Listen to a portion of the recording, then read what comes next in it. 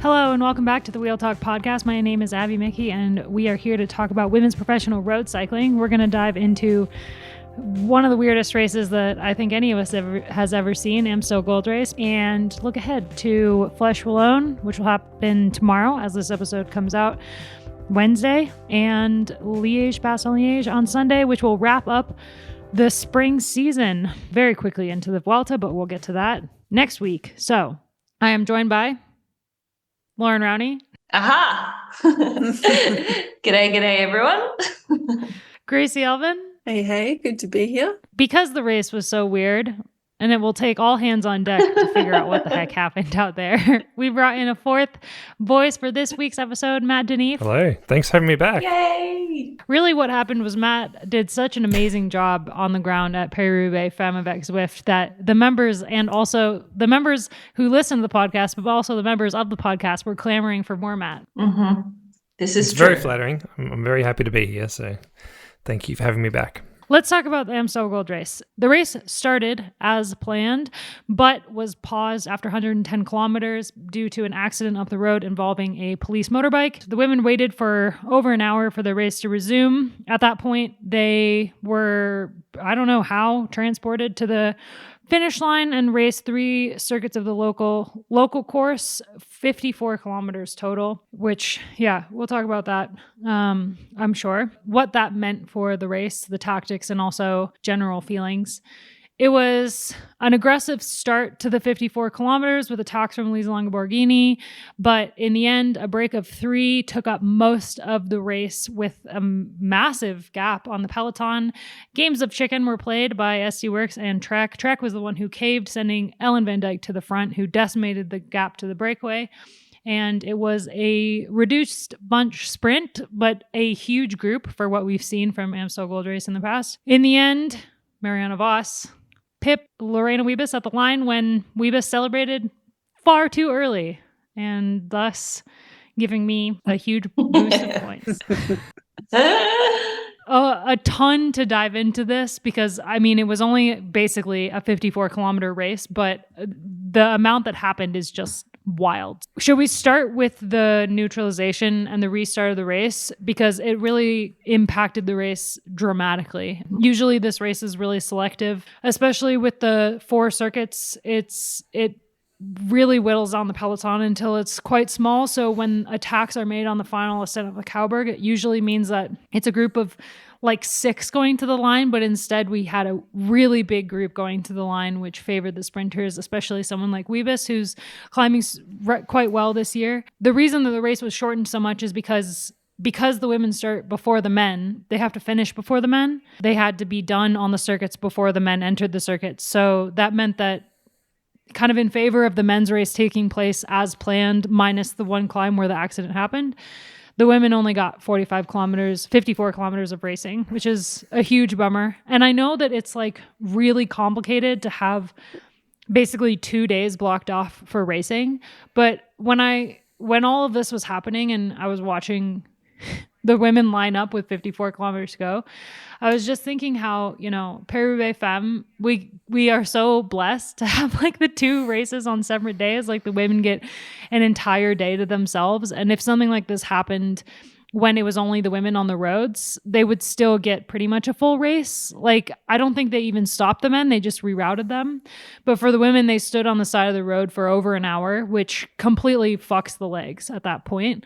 Like, you've warmed up, you're 50 kilometers into the race already, because it's a 157 kilometer race. So you're well warmed up at that point, but then you have to stand on the side of the road for over an hour. And then when they restart the race again, it's not like you get a warm up before you get to race basically a criterium or like a short circuit race. So not much could have been done. And I think the split second decision making by the organizers, like, you can't really fault them for that. It's more just the circumstances were not ideal, and it's a bummer for one of my favorite races of the spring, and also like arguably the best Ardennes race. Like you said, Gracie, this is one of the best courses of the Ardennes, and it just got cut, like a third of it cut out. So those are my feelings. Yeah, I understand those feelings. So I think from a rider's perspective, when you have been targeting these races. Like we saw a bunch of faces we haven't really seen this year. So this week is really important to those riders. And then, to have this mishap happen is devastating, I suppose. For riders like Kopecky who've had a long spring, who are just ready to sit out now and have a little bit of a rest, it's something different. But the ones who are just coming in and just starting to get started, like an Amanda Spratt, actually, she did a fantastic job, I thought, in the race. Good to see her up there. It's hard, but like you said, Abby, there's not much more they could have done in terms of organisation. And it ended up being a hilly crit or kermesse, I guess. I would just echo all of that. It's a good case for having women's races on a separate day because it's a big race on the calendar. But imagine if this had happened at Flanders, like that would be arguably worse to have a kind of monument in women's cycling to be shortened. So that was the first thought that came to mind. Like they wouldn't shorten a men's race by this much, and it's only because the men's race is why the women's race is getting shortened, and it is complicated and layered, and not going to 100% dump on the organization for that reason. But yeah, it's just a shame that the women's race is the one that has to cop it in an unusual circumstance. But I also feel like we're seeing some funny incidents like this happen this season. I don't know if it's just like coincidental to have some of these traffic incidents ahead of the race just happening this year, or if it's like a bigger problem. So that was kind of interesting as well. Yeah, I don't want to make light of the incident too much because somebody was injured. As a police officer was injured on this climb, which sort of sparked the whole incident. But there was a lovely moment that came out of the neutralisation, which was all the riders sitting down on the pavement, patting some dogs that walked past. There's a lovely video, video of Alina Sierra and Paola Patino patting these dogs. And I think they must have just belonged to passers-by. And again, don't want to make light of the whole situation and the frustration that it caused, but that video is worth checking out if you get a moment. That was one of the best cycling out of context videos that has ever been made. And if you don't know cycling out of context, this guy on Twitter, he's hilarious. I highly recommend finding him on Twitter and giving him a follow. It's always really funny to see all the riders sitting on the road together when I think it was it Dwars that they were neutralized? It was one of the other midweek races. Yeah.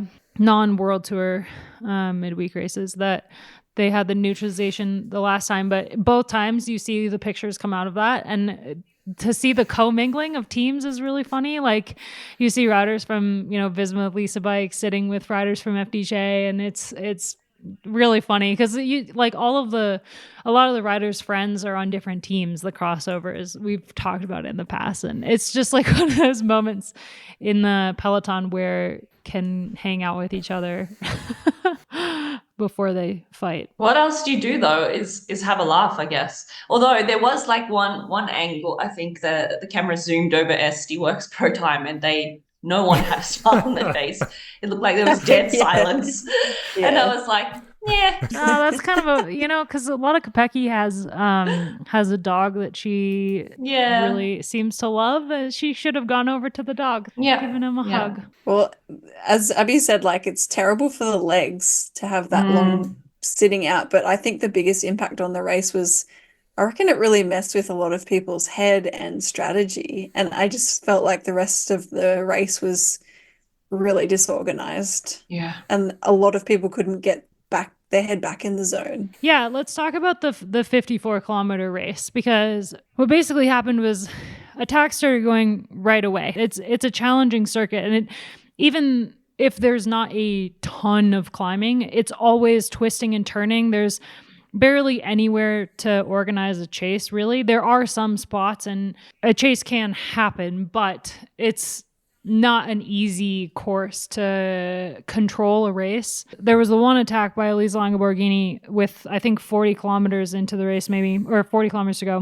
where she was followed by Elise Shabby and Kasia Niodoma, Anna Henderson, Amber Crack, and then Demi Vollering joined them. And that's just like the most insane group of people up the road ever. I mean, that's two former winners in Vollering and Kasia, Anna Henderson, who's finally back from broken collarbone from Valenciana, and Amber Crack, who was probably one of the best riders of the spring, and Elise Longoborghini, who's just on flying form at the moment. And I think as much as Longoborghini said going into the race that they would be riding for Shirin, clearly she had the better legs of I think the team that really suffered the most from the shortened course was Little Trek. But I do think that they were backed into a corner by SD Works Pro Time. I don't even know how to talk about this race. It was so weird.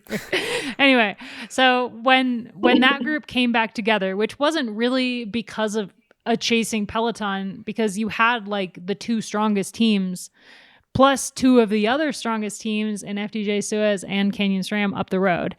It was really like Movistar. They don't have Liana Lippert yet. She's still not in racing, as even though she was on the provisional start list. She's, I think, waiting until the Vuelta to race again, which is a huge bummer for Movistar. I think they've had a pretty disappointing spring, to be honest. They could have chased, but like, why? It ended up being like a Uno X situation plus attacks going from that group, and also a lack of cooperation from the leaders that really brought it all back together. And then this three-rider move went with Ricarda Bauernfeind, Yara Kasline, and Eva van Acht, which put Voss on the front foot because she had a rider up the road. So even though she is arguably not the one to instigate a chase of that move, it would be SD Works Pro Time over them or Little Trek, opened her options to just kind of sit in. And what you had was like this standoff between SD Works Pro Time and Little Trek. And like, I think this is something that I've actually heard a lot about from riders and directors in the peloton that SD Works Pro Time does that really pisses people off, is they play this game of chicken. They just refuse to work and they'll leave it late, and sometimes it fails them. Like when Amber Crack won the stage of the UA Tour,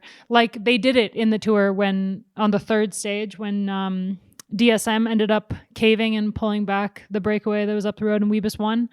So they play this game, and a lot of time it works out for them. And it's just like, I feel like infuriating to watch and infuriating for the peloton. But I think Little Trek, I've been talking for a long time. I just have one more point. Little Trek absolutely should have just pulled that break back. Like they put Ellen on the front with 4 kilometers to go. Ellen pulled it back like in 2 kilometers. She pulled it back. They had like a minute and a half at one point, but they shouldn't have let them go up the road at all because Little Trek needed every single kilometer of the race to be raced hard in order to win. And what they did was just let 3 riders go up the road and then sat in the peloton and did absolutely nothing. And so you had one attack by Elisa Longoborghini while those 3 were up the road, but you needed way more attacks from them. You needed them to be more aggressive because that's what's worked for them all season long. And it was like they completely forgot that that's how they've succeeded in winning races all season long. That's how they won Flanders. That's how they won Brabants. Like they've been winning races because of that tactic. And they just like, maybe it was sitting on the side of the road for an hour. They forgot how to race their bikes. But I feel like you could point to those 2 teams, and of the 2 biggest teams in the race, arguably with the most to lose by letting those 3 riders go off the road, Little Trek is more to blame for losing the race. They were never going to win in a sprint. They let it come down to a sprint. I just wanted to go back to that move with 40 Ks to go where Elisa got away, because I feel like given how good she's been and given the fact that she rode Demi off her wheel, 4 days earlier, why didn't she fully commit to that move with 6 riders? They had the 2 best teams up there. Like you said, Abby, it wasn't so much that they were chased down. It was more like a lack of cooperation. They just kind of didn't push as hard as they could have, and I would have thought if Trek was going to win it, they were going to win it there. And maybe that's just hindsight speaking. Maybe now that we know it was a big group that came to the finish, we can say that, but it feels like that was their moment, really, from that group of 6 for Elisa then to go on her own, because no one would have been able to go with her if it was the same, if she was as strong as she was a few days earlier. Yeah, I agree. One of my biggest takeaways from the race was why wasn't 90% of the peloton more aggressive, but particularly a couple of teams, including Little Trek. It just was a bit of a head scratcher to me of just being like, it was such a weird race, but it still could have been better. Like it could have been so much more aggressive.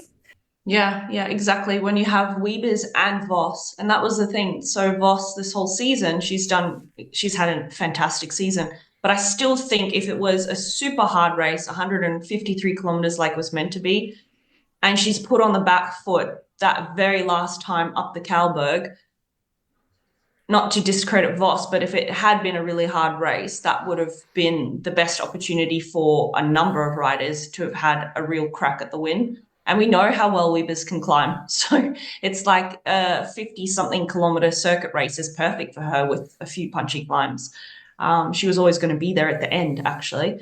So, yeah, I was scratching my head too. I went back and watched it again this morning, and it was like you were watching, if someone hadn't told you that the race had been paused, you'd be thinking, this group went off the front and the peloton was probably just tapping along all day. And that's why it's so big. There was certainly a lot of riders there at the end that wouldn't have been there on that final time up the Kalberg if it had been a regular race. So that was kind of interesting to see a few extra people get a few opportunity, like that extra opportunity to be in the final of a race, which might be beneficial for some people in their experience. And Loren, you mentioned Spratty had a really good day. She was probably outside of Longa Borghini the most aggressive from the Lidl Trek team, and had a couple of nice moves. She's definitely good with her timing in attacks, and coming off altitude probably didn't have, peak punch, but certainly one to watch in the coming weeks. And then going into the final, she did a brilliant attack into the final climb. And Trek, I think Abby might have mentioned this in her article following the race, they just didn't follow up on that beautiful attack, which was also a shame. Yeah, Lucinda was almost like yelling at her. Did you see that? Lucinda pulls off, Spratty does this beautiful attack, but then gaps the field, and then Lucinda is like screaming at her and then talking into the radio. At that point, I don't think you really hear anything, but that would have been with Elisa's form, as we've said, for her to bounce off that. I think only a few riders would have followed, and if they had kept pushing over the top, then you would have seen the likes of like Cassia Neuerdoma, maybe Amber Crack, because she's been riding so well, would have been up there. Voss, I still think with the legs that she has at the moment would still be there, and potentially Wiebes. Just to highlight how weird a race it was, and particularly the finish. We were talking before, Abby, you mentioned before about how many riders normally come to the finish. I went back and had a look at every edition since the race restarted in 2017. And the group sizes at the finish were 1, 2, 2, 6, 1, and 1. And we had 19 on Sunday, which I guess just highlights how short a race it was and a lot more riders were fresh. But yeah, it made for such an interesting dynamic at the finish. And we'll get to Wiebes, obviously. But I wonder if part of her early celebration was about just almost surprised that she was there. I know she's climbing well, but I don't know. Do we think she would have been there if it had been the full length of race? I don't know. Could have gone either way, I think. I don't think she would have been there if it had been the full race at all. I think it would have come down to a similar group that we actually saw when Elisa attacked with 40 kilometers to go. I think it would have been pretty much that exact group of people, maybe plus or minus a few. But I think for Wiebes in the sprint, we can talk about the sprint. I feel like in that sprint, if you watch the overhead, she looks to the right. The sprint started happening, right? You had like Demi Vollering setting the pace onto that flat section, not really doing a lead out. She was just kind of riding on the front. And then you had two Visma Lisa bike riders and Eva Van Acht and Anna Henderson kind of starting a lead out, but Voss was way back behind them on the other side of the group, basically stuck to Wiebes's wheel, arguably the best place to be. And then they were on Elisa Longa Borghini's wheel. Elisa moved up against the left side of the barriers, and she really opened up the sprint herself. And then Wiebes and Voss slid through on the left side in between Elisa Longa Borghini and the barriers. And I think Wiebes did not think that another person could have fit through that spot right there, because when she stops pedaling and she posts up, she looks to the right and there's no one on her right. No one anywhere on her right. But Voss comes up on the left. Through that really small gap in the barriers. And so I think that she thought she had it because she only looked to the right. It's kind of a rookie mistake. I mean, we've seen it happen in the past. We saw it happen in Brabant's Appeal in 2021. Demi Vollering did the exact same thing, and Ruth Winder took the win from her. We've seen it happen at the Giro on multiple occasions. We were talking before we started recording about the time Lucy Kennedy almost took a stage and was denied by the one and only Voss, right? Did we? Voss sneak attack. Yeah. What was I saying? If devastating. Voss is still in the bunch, don't post up before the line because she has one hell of a bike throw. But that's true. At one point, actually, Voss was like quite boxed in because she was right up against the barriers, and then it did open up, and she came through. But I just think, I don't know what was going through Wiebes's mind, but like you said, Abby, she was thinking maybe someone's going to come from the right and not the left, but it was risky. But she's undefeated, basically. She's undefeated in sprint, so I know exactly what was going through her mind. Like, she's pretty much undefeated if it comes down to a reduced sprint or a sprint, any kind of sprint. She can't be beat. And so I think that she just got a little bit overconfident, which 100% she should be confident. Like, look how good she is. She's phenomenal. Like, she's entitled to that confidence. But this was one moment where perhaps one more pedal stroke and a little bit of a move with your elbows and it wouldn't have ended the way it did. I mean, it's like a really hard lesson to learn, but Wiebes is never going to do that again, you know?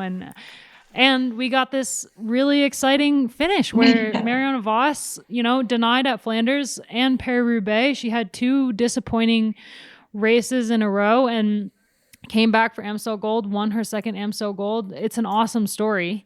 And so I think Wiebes has every right to be disappointed, but she still had such an amazing season up to this point. It's not like this is her one chance at a victory. She's going to win a ton more races to come. So my heart really went out to her, but it was also just a moment where it was like, it wasn't like she celebrated, you know, just before the line. There was miles still to go in the race. She celebrated. The Dutch commentary was great. They're like, nay, Wiebes top. Even with Voss getting an extra like 8 pedal strokes in, she only just gets there only because of that amazing bike throw. Like you said, Loren, if you go back and watch the throw, it's just like an absolute masterclass in how to throw your bike. She's so far back on the bike and just gets there. It's quite beautiful. Did you guys see the comments that Wiebes had afterwards about Elisa Longo Borghini's move in the sprint? Mm-hmm. She just threw a bit of shade at her for, what'd she describe it as, like she moved suddenly or moved strangely towards the barriers or something like that. There was a word that she used that was like just throwing shade at her. And I went back and watched it, and like, there's probably not enough there to attract the attention of the commissaires, but it is interesting how far she moves. And that then makes it difficult for Wiebes and for Voss. And Voss said afterwards that she didn't think she was going to get out. She thought she was boxed in and stuck. And they only just made it out in time. So that whole sequence was quite interesting. And then behind Voss, if you look who jumps onto her wheel, it's Ingvild Gaskin, who ends up with 3rd place, the best result of her career, which was really cool to see. And her reaction at the finish line was really cool as well. But really canny riding from her. She was quite a ways back in that bunch coming into the sprint and then just followed Voss's wheel around Elisa through the tiny gap and then managed a podium. So that was really cool. It actually ended up being like a pretty decent tail end of the spring season for Liv Alula-Jayco between Letizia Paternoster and now this. Because I think Alex Manley got 3rd at Brabant's She did, Appeal, is that right? And Ella Wiley was looking really good as well. Yeah, and we didn't talk about that on Thursday. What a great result for her. Yeah. I was really happy to see that. But I think we don't really feature Jayco much in our discussions anymore. So they're slowly creeping back. They've got a few good results there, and that breakout performance from the Norwegian rider, I think that'll be an interesting one to watch. A few good signs too from Ella Wiley on Sunday. She was pretty active, which was good. So she'll obviously come to the fore in the tours to come, but that was great to see. Ella Wiley, whose favorite artist is Taylor Swift. Why isn't she on your draft team then, Abby?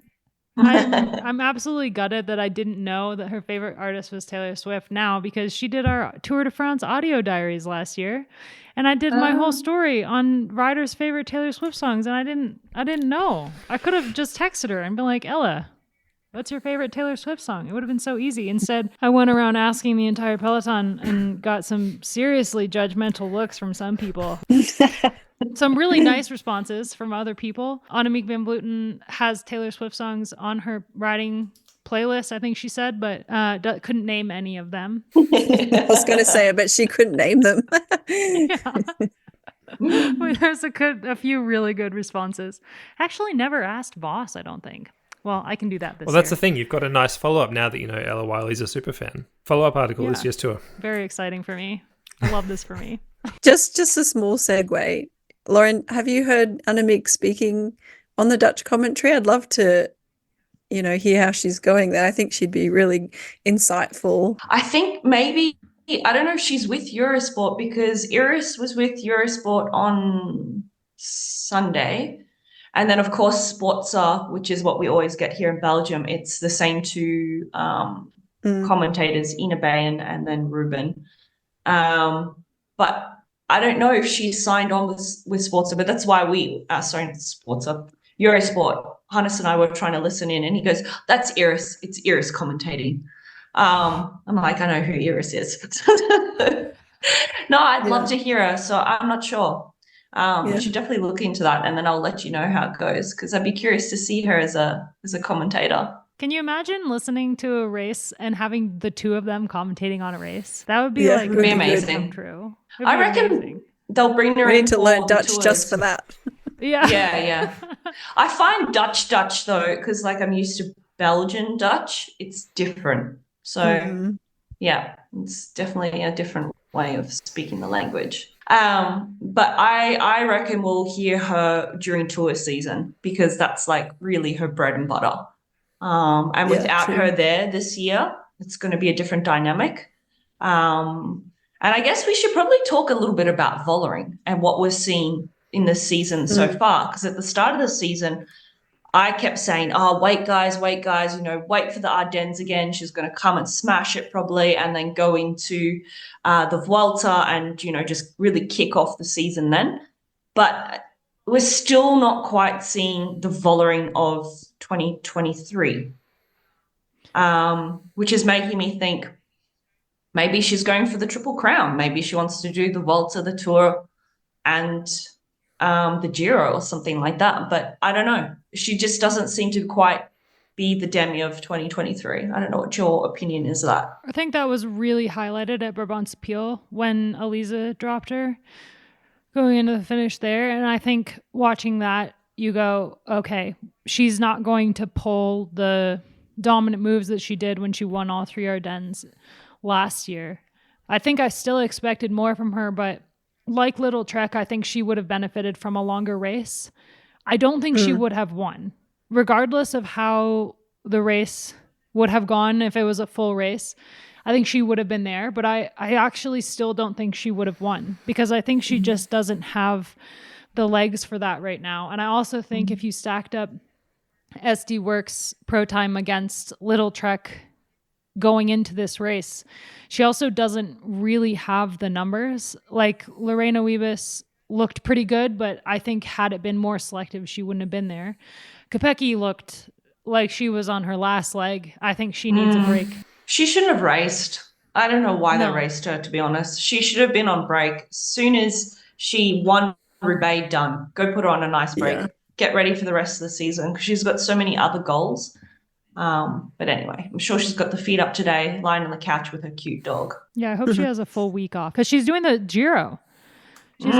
They announced that she'll be doing the Giro in preparation for the Olympics, which gives me so much hope for the start list of the Giro this year. I think we've talked before about how in years past they've not had a super exciting lineup at the Giro, but I think this year we're going to see something different. But SD Works, if you look at their start list for this race, they had Mish Bredewald. She's not really been as good right now as she was at the tail end of last season, which is fine. She'll she'll get there, I think. But in terms of her being active in the race, wasn't really. Elena Cecchini was riding super well and Blanca Voss as well, but still not on the same level as like their counterparts at Little Trek.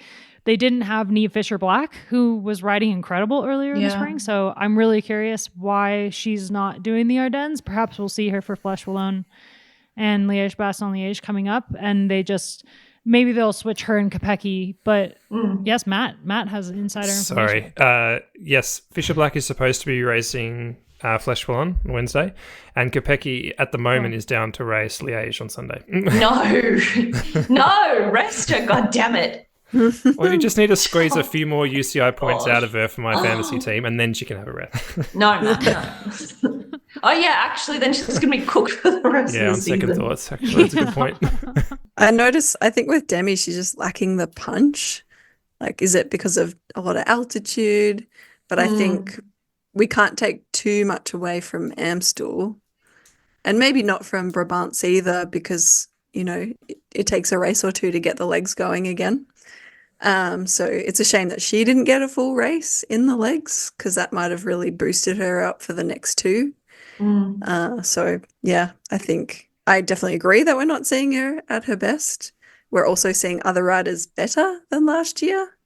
And yeah, I think Flèche and Liège will really tell us how Demi's actually going, because Amstel is a bit of a harder race to win, but those two are her jam, so that will be really interesting. She looked very dejected. I felt like even before the finish, like when she was on the front in the final kilometer, she just did not. She looked like she wanted to be anywhere else but on the front of that race. And even when she rode into the finish, it's not like she rode in with the group. She wasn't fighting for any position. She just like easy pedaled in.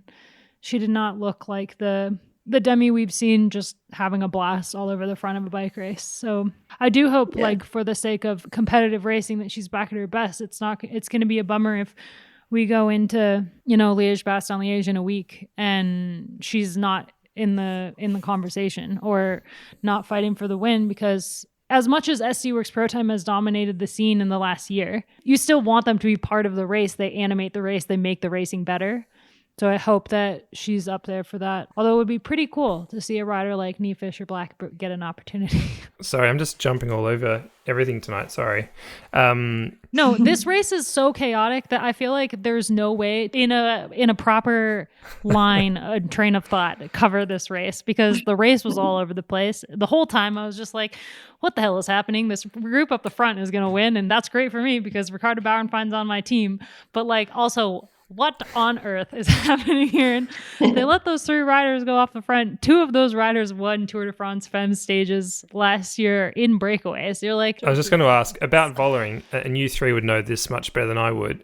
How much of the whole contract stuff would be playing on her mind, or could be playing on her mind? Could that be having any sort of impact on her performance?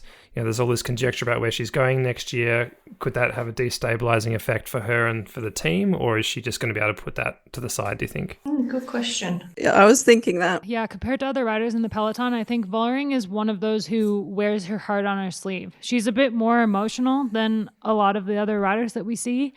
And so I actually think that it would impact her and impact her place in the team as well, especially with the comments made by Danny Sam. We talked last week about how uncalled for that was, and I don't think that she would be, happy in the team at the moment, and that can definitely impact how you're riding, which is something we've talked about countless times. If you're happy where you are, you ride better. And so I think that it's not out of the question that would be something that would be impacting her performance. Has Anna been in the race car as well? Because I know she missed a bunch of races. Is she back? I haven't really noticed. I think she was there at Amstel Gold. At least she was doing the warm-up rides with them. Okay. But it was so weird that she wasn't at Paris-Roubaix. Yeah. I mean, she strikes me as a rider as well that, I'm not someone who sits on social media a ton, but from what I've seen, like, does it just because she kind of has to. She has a brand now, and she has, to fulfill obligations. I think, is she a Nike athlete now too?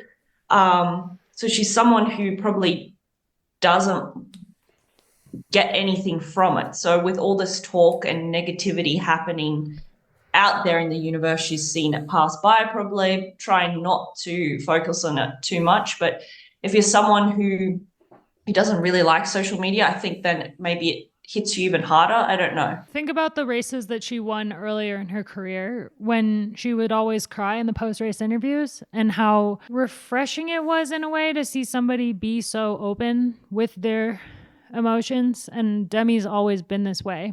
Even after Flanders, when she made that comment about Kasia, like, she's just out there. She's fully out there. And I think for someone like that, it's going to be harder to just ignore what's going on around you, what's being said, and just kind of put on the blinders and race your bike. There are definitely people who can do that. Like, I think Kopecky would be completely would not even give it the time of day in her mind if she was in the same boat, for example. But for Vollering, I think that she's one of the reasons that we like her is because she's so emotional, and she really carries that emotion into her racing style. And that was good when she was happy at SC Works and winning races. But if she's not happy on the team, which clearly, like, how could you be if your director is willing to make comments like that about you in the press? Then I don't. Yeah, I mean, it makes me wonder, like, what Danny Stam said as well, what he's saying behind closed doors as well. Like, I don't want to speculate too much, but if you've been backed for a few years by team management and been like, you're a star, we're going to back you at this race, we're going to go and win everything, and then suddenly they ice you out, even if it's like relatively professional in that team environment, that's a huge letdown. And yeah, I think if it was me, I would definitely be affected by it. So yeah, who knows what's really going on away from the media for that team, but I think it would be a really tough environment to be in. And there's a lot of directors that would be doing the wrong thing. And we've, seen it when anyone gets a sniff that you're moving to another team later in the season, you have a bit of a shit run in those last few months. Imagine it happening so early in the season. Yeah. I hope for her sake that they're being professional in that environment. And yeah, but who knows? There's a lot of ego in there, unfortunately. Yeah, and I think that there's a divide in the team culture with teams that are on the newer end. FDJ Suez isn't on the newer end. They've developed so much with the riders in mind that I think that they're a team that, is super supportive of their riders no matter what, and is growing with the professionalism of the sport. I think I could say the same of Little Trek. Like DSM Firmenich, PostNL, they've also adapted a lot in the years as the peloton has progressed. And I know that they've had some weird tactics in the past, they've had some weird approaches in the past to training and whatnot, but I think that that's a team that has, been like, this isn't working for us, and changed a bit, at least from what I've heard from riders that are currently on the team. And I think teams that have been around for a really, really long time would maybe struggle a little bit more with the growing professionalism of the sport, kind of stuck in their ways in a little bit. And for a team like SC Works Pro Time, like, again, not saying that this is the case at all, but I mean, I guess you could look at a team like that who's been run by the same guy for a really, really long time. Perhaps it's an environment that hasn't adapted with the professionalism of the sport like some other teams have. Yep, good points, Abby. And I think that it's safe to say that because of Danny's comments about not wanting to pay Demi Vollering €1 million. I think it goes back to actually when as far back as when Lizzie Deignan wanted to have a baby, and they're like, nope, we're not supporting that. So, absolutely. And he outwardly said, like, you're not going to come back. She sure did come back, and she won a tour, like, as one of her first freaking races. And in her first year, got fourth, I think, at, like, the World Championships. So anyway, people like him I have very mixed opinions about. I hope that it doesn't impact the rest of her season, because, yeah, we want to see her up there and winning races for Matt's fantasy team, because Matt is actually currently in, I believe, third in the fantasy league. Let's see the update. So I'll go from last to first, shall I? In last place, with 4,131 points. We have Tills with the Collective Cartel. Close on her heels, second to last. Wait, other way around.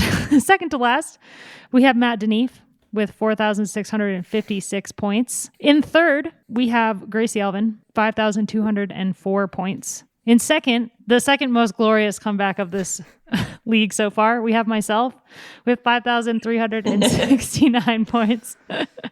Take that, curse.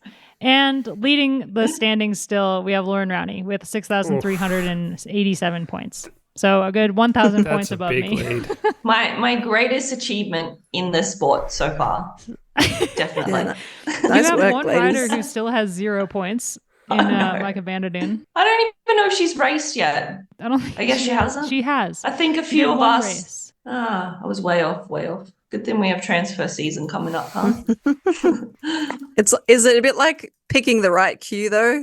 If you're like Mm. waiting in line and you're like, that queue's quicker and you jump and then it's not. Yep. You don't want to jump the gun on the transfers. No, this is true. I think there's a few transfers we've all got our eyes on though that we're like, I know "Ooh, exactly you've who been great." I've got my eye on for the transfer. Nolan Van Dyke, right? Fight you for, Not Matt. if I get there first. I do want to say, Abby, you had the biggest win of the weekend in possibly one of the best lines written on Escape Collective so far. It's always best to keep sprinting well past the line, or else your game of chicken egg ends with egg on your face. Brilliant. So good. Brilliant. It was just such a like, nay. Nay, Weebus talk. I mean, yeah, like I said, SC Works Pro Time, they play this game of chicken, and the Peloton gets really annoyed with them, and the DSs get really annoyed with them. It's like, what's the rule? You have 10 second advantage per 1 kilometer, and they like to flirt with like a 13-second advantage and think they can pull it back. But sometimes it works for them. In this case, it totally worked. Trek ended up doing the work for them. Sometimes it doesn't and they lose the race. But I think if you were to balance out how many times their game of chicken works and how many times it doesn't work, they're very much in favor of like, sometimes they don't touch the front at all and they still win the race with a rider like Weebus, and it's just like, come on, guys. Which is easy to do when you have Weebus in the peloton, right? But unless she stops sprinting like a kilometer before the line. Well, she won't be. I don't think she'll be doing this again for a while. I mean, I still honestly I still can't get over how much Trek fucked it up. They were like by far the favorite team going in with their duo of Shirin and Eliza. And I think that they could have won this race if they had just pulled that break back sooner and then done their thing. You know, looking at their spring so far, they've had such a phenomenal spring that it's like it was bound to all come crashing down at some point, and it's not like it's the end. Like they can still win. I don't know if they can win Flesh Wallone. Maybe. If they have Gaia Rialini, maybe. Correct. Elisa has been on the podium a few times there. Not quite good enough, but I know, but I think the rider to beat is Kasha, though. Like, how is anybody going to beat Kasha in this race? who was it last year that said Fem Van Empel was going to win this race one day? I remember someone saying that, to watch out for her, particularly at this race. No, it wasn't me. I would have claimed that. Yeah, sounds like something you would have said. Yeah, exactly. No, I'm scratching my head a little bit with it because if Demi had been in Demi form, she would have been outright favorite for me. But Flesh Wallone's always it's such a specific race, isn't it? Like there's no other race that finishes with this really iconic, horrible steep climb that only a few people can really win. There's like literally maybe 3. There's a handful. Not even a handful. Who are your picks? I think Rialini can win it. She was 3rd last year. I think Neve Fisher-Black as well. Who was 2nd? Lippert was 2nd last year. Okay, so no Lippert. Demi not in quite Demi form. Do you guys know if Lippert is injured or something? I just don't understand why she's not raced at all. She yet had a this foot year. injury from the off-season. She from running, I believe. Yeah, she was doing some running or something and gave her wasn't a stress fracture or something in her foot? Oh, Something like that. I remember that. Yeah, okay. It's coming back to me now. I remember. Whose fantasy team is she on? She is on Gracie's. 0 points. Yeah, she is. You're right. 0 points. She would have been a great pick for this season. Still will be. There's still time. I think for me, looking at the start list now, Little Trek with Guy Riolini and Elise Longa-Borghini, plus Amanda Spratt, who looked super good on the Cowberg, on the final ascent of the Cowberg. She's chipping away. It's great. It bodes well for races coming up. Really think that this is like a pure climber's climb. Like, it's such a short effort that it really there has to be a lot of power, like almost a sprinty climber, which is why Demi was so strong last year and why Anna van der Breggen won this race 7 years in a row. Like Ashley Moolman-Passio, perhaps, maybe this is her year. She just spent 3 weeks at altitude going into the Ardennes, and it's her last season. She's actually retiring at the end of this season, so maybe it's one for her, but she also has Sarah Gigante on her team, who is super strong. I was going to say... Yeah, Matt's looking like, I was waiting for that name to be thrown out, and if it wasn't, I was going to do it. That's exactly what I was going to say. If she can get herself into a good position at the bottom of that climb, watch out, I think. I'm not sure if she'll win it, but I think she's a strong enough climber to be right in amongst it. But yeah, she'll need to get herself into a good position by the bottom, and that'll be cool to see. I want to see Neve Fisher-Black. I want to see Demi leading her out into it. She could be a good shout. I am super excited Neve Fisher-Black is going to be back in the races. She looked so good at Trofeo Alfredo Binda. Yeah, I just... Man, wish that she got more opportunities to race, although there are a lot, I hope, coming for her this season in the races to come. But we've seen a disappointingly little of her, I think, given how well she was riding earlier in the season at both Valenciana and also Trofeo Alfredo Binda. Levita Music for FDJ. She was riding well earlier in the year as well. I think we could also, obviously Kasia is a rider who's done well at this race in the past, and I think is riding relatively okay. Like, she was second at Flanders, for goodness sake, and also looked decent yesterday, even if her attacks were for naught. She definitely gave it a good go. Antonia Niedermeyer returns to the peloton. Not that I don't think she's a contender in the race, but Matt's excited. Juliette Lebeau, she was kind of up there a little bit at Amstel Gold, and I think would have been even more active had it been a more selective race. She's a strong climber. She's won, the Queen stage of the Giro before, so she's one to mention. Marta Cavalli's back as well. Yeah, back in the peloton after a bit of altitude training, coming back from her injury from team camp earlier in the year. Human Powered Health has Ruth Edwards. I want to see how she does in a race like this with this climb. She was back in the day, way back in the day. She did super well at the Philadelphia Cycling Classic. If you guys remember that race. Yes. Which has a similar finish to this one. Yes. That was a really long time ago. That was 10 years 10 years ago. So yeah, I think I think this is actually maybe the most wide open that we've seen this race in a long time. We had a couple years post Anna van der Breggen just dominance of this race that we had some good wins, like from Cavalli when she won. That was after she'd won the Amstel Gold Race as well in 2022, and she did the double with both wins, and with Demi Vollering last year, and with Demi not as strong right now as she was last year. I think that this race is just kind of wide open for Sunday, so for Wednesday. It'll be an exciting last kilometer. Most exciting part of the race. No. I can't pick a good race. A favorite. I couldn't. Kasia. I picked Kasia. I'm going with my heart. Let's all just go with our draft picks. I'm going with Neve Fisher-Black. I can't believe it. You got her before I did. Sad day. Her and Emma Norsgaard, two of my favorites. Can't have all your favorites on your team, Abby. All right. Should we wrap up the episode? I feel like we barely scratched the surface of Amstel Gold Race because it was just such a ridiculous event, but that's okay. That's what the Discord's for. We did the best we could, right? All right. Obsessions, anybody? I just read a great sports biography. It's not that new. It was written in 2020, and it's Megan Rapinoe, the American footballer, and she's just rad. But it was finally reading her book. It was actually you could really tear through it, but it was really well written and put together. So yeah, some lot of advocacy stuff in there, which really floats my boat, gets me motivated, just, trying to stand up for yourself and for other people. And of course, reading a good sports story is always fun. But yeah, I would highly recommend that. It's called One Life. One Life. Actually, just started a sport biography as well. Last night, Jesse Diggins' Brave Enough. Shout out to Brody Chapman, who lent me that. Surprisingly, I haven't read it yet. Love a good sports book. One of my favorite ever sport autobiographies was Andre Agassi's Open. You read that? That was a brilliant one. That's I really the one liked to go Lizzie back and read. Dignan's one from a while ago, and I hope that she does. Oh, another yeah. one. I want a sequel. Because Steadfast, everything I that's think it was happened called. since that book came out is like Yeah. her whole career. So Yeah. I hope she does a part 2.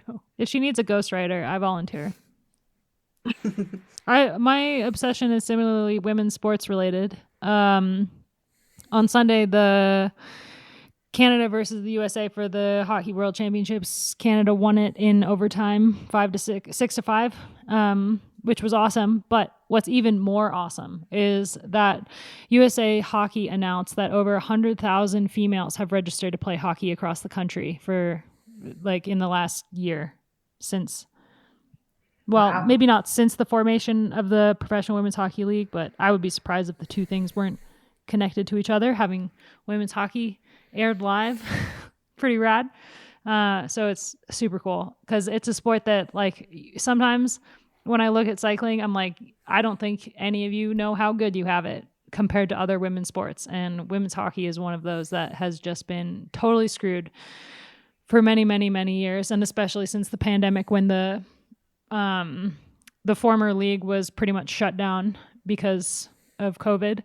It's been pretty much the worst it's ever been after that until basically this year. So it's awesome to see so many women more interested in hockey. I didn't realize you were that into hockey, but you are Canadian. Yeah. You're half Canadian or full? I'm going to choose not to answer that. Okay. Is your father and your mother Canadian? No, just my mom. Now I've got the details. But I have Canadian citizenship and Canadian passport, so I'm Canadian. I have a dumb question for you, Abby. Are you talking about field hockey or ice hockey? Oh, Matt. Okay. Matt. Well, this is the... Even I, the ignorant Australian as well, was like, she's Canadian. I know she's Canadian. She's not American. It's definitely Well, this is on the the thing. ice. This is the thing. If she wasn't Canadian, I would have thought she was talking about field hockey. Good Yeah. thing I checked. Actually, we've got a pretty good field hockey team, Yeah, I think, in we do. Oz, right? Absolutely. Aussies are super into field hockey. Yeah. We've got the climate for it, I suppose. Actually, Belgium has a great team. So I can go for either one now, sort of. Did you know that Ed Sheeran's wife field hockey in college? I didn't even know he was married. I'm sorry. Fun fact. They were like high school. They had high school crushes on each other, and then they reconnected later in life. And Oh, that's cute. it's a cute story. Yeah, that is a cute It's story. one of the good ones. Lauren, obsessions?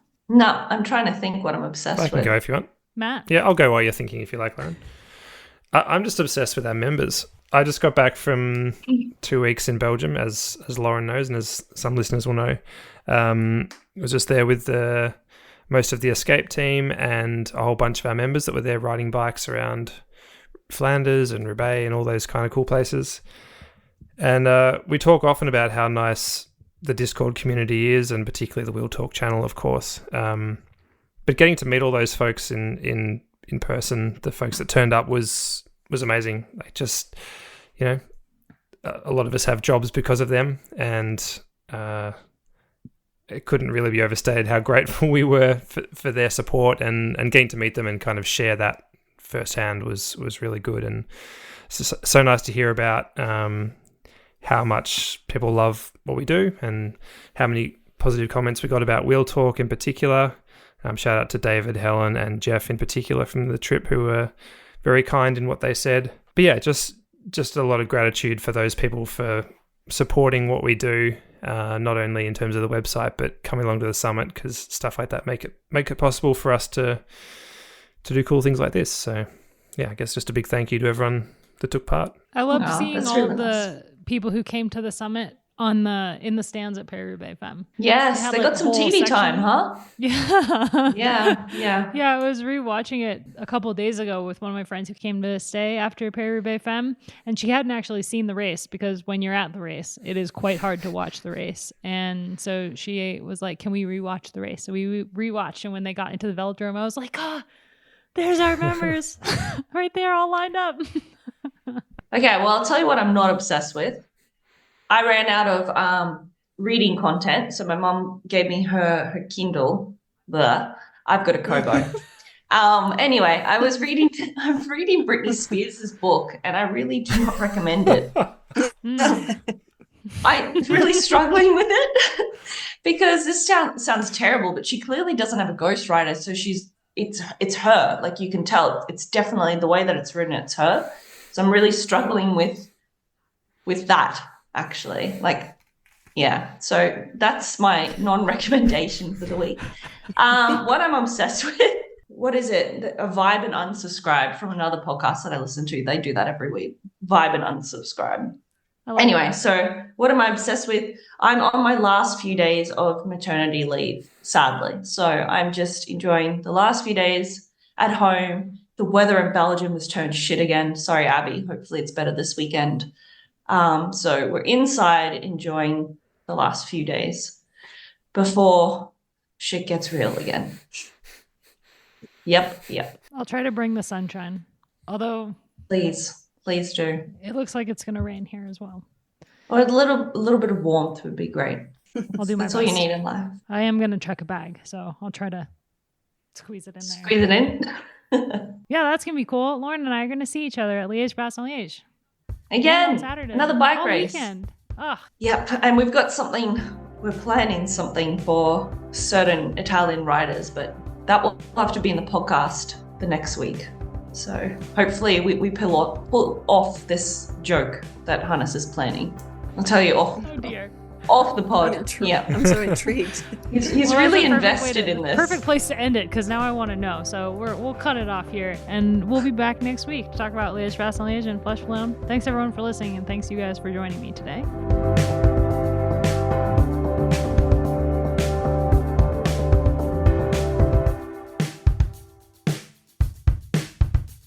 So Hannes,